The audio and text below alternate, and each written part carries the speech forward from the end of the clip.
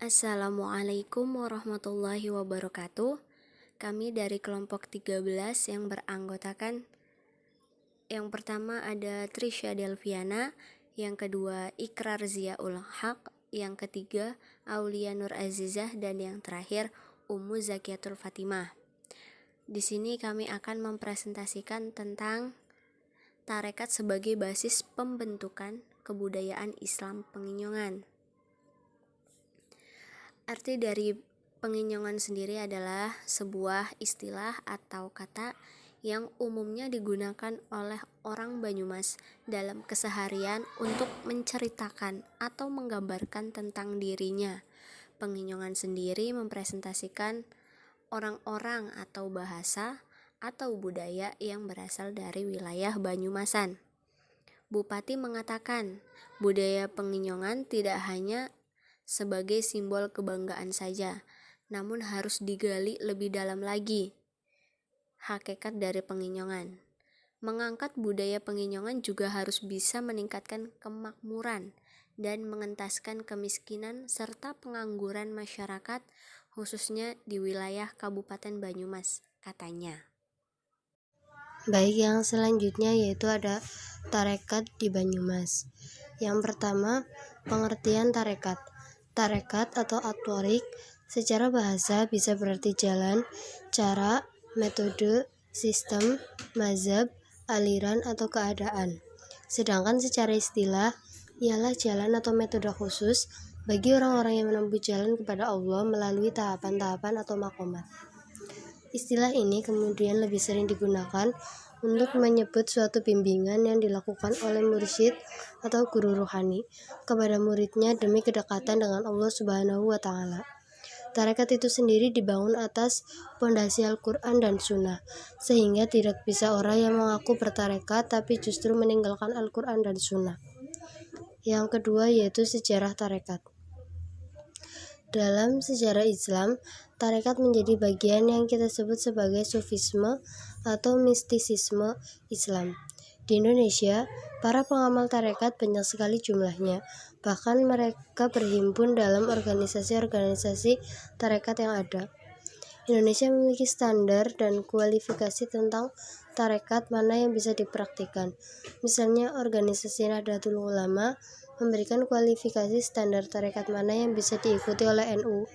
Contohnya, tarekat Muktabaroh yang dikenal memiliki keterkaitan dan garis genealogis dari Rasulullah SAW.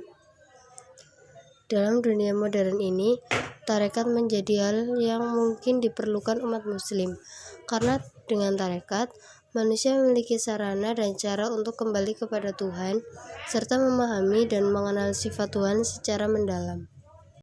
Tujuan orang bertarekat. Syekh Sayyid Profesor Dr. Muhammad Fadil Al-Jailani menyebutkan bahwa tujuan dari bertarekat ialah untuk menghidupkan sunnah Nabi Muhammad SAW.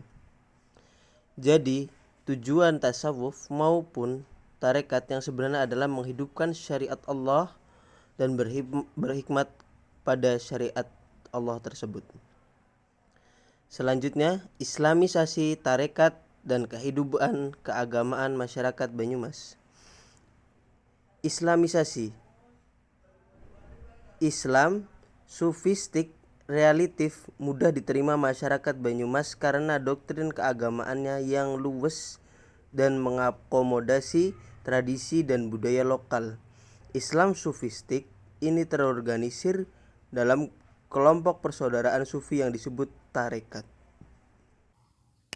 Tarekat Syatariah adalah salah satu tarekat tertua di Banyumas. Pusat penyebarannya di sekitar daerah Pasir, sekarang masuk ke Kecamatan Karanglewas. Tarekat Syatariah diperkirakan berasal dari dua sumber, yaitu dari Pamijahan Tasikmalaya oleh Syekh Abdul Muhyi dan Buntet Cirebon, Jawa Barat. Pada masanya, tarekat Syatariah melahirkan satu varian tarekat lokal yang disebut tarekat Akmaliyah atau Kamaliyah. Tarekat Akmaliyah mengajarkan paham wahdatul wujud atau manunggaling kawula lan Gusti. Sejak akhir abad ke-19, Tarekat Syatariah telah kehilangan popularitasnya di kalangan masyarakat Banyumas. Hal ini karena Syatariah yang cenderung sinkretik dan memiliki penerimaan luas pada masyarakat petani tradisional.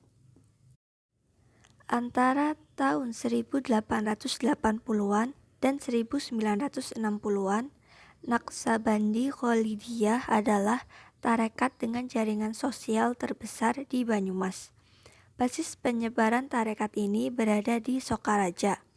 Naqsabandi Kholidiyah lebih elitis dan cenderung berorientasi pada norma atau nilai kepriaian. Hal ini bisa terlihat dari doktrin, praktek ritual, dan relasi sosialnya yang sangat hierarkis dengan mursyid sebagai pemegang otoritas tertinggi. Boleh jadi ini ada hubungannya dengan latar belakang sosial para perintisnya yang memang berasal dari keluarga bangsawan.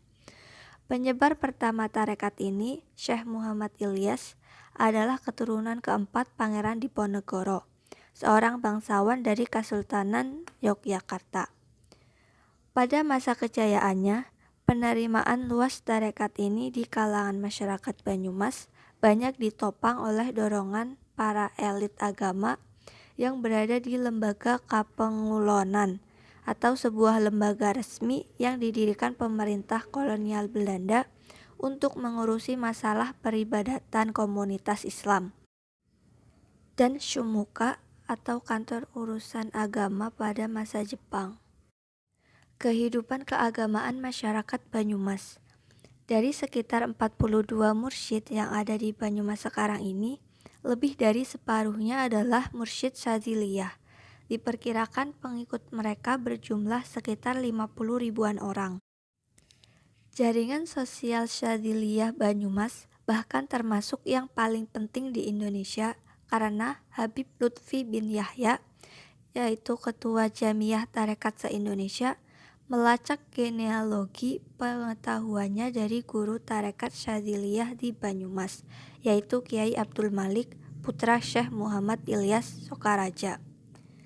Dilihat dari jumlahnya, pengikut tarekat boleh jadi kecil, tapi mengingat akar sejarahnya yang panjang dan terutama jaringan sosialnya yang sangat luas. Jumlah ini sangat signifikan untuk menjelaskan kuatnya pengaruh pandangan keagamaan sufistik di kalangan masyarakat Banyumas. Hal ini karena para pengikut tarekat biasanya juga adalah para elit agama lokal yang memegang kendali atas pusat pengetahuan Islam seperti pondok pesantren, masjid, dan musola. Dalam posisinya sebagai elit agama lokal inilah pandangan keagamaan sufistik secara langsung dan tidak langsung ditransmisikan menjadi pandangan dan ritual praktis beragama sehari-hari masyarakat. Sekian dari kelompok kami, kurang lebihnya mohon maaf. Terima kasih. Wassalamualaikum warahmatullahi wabarakatuh.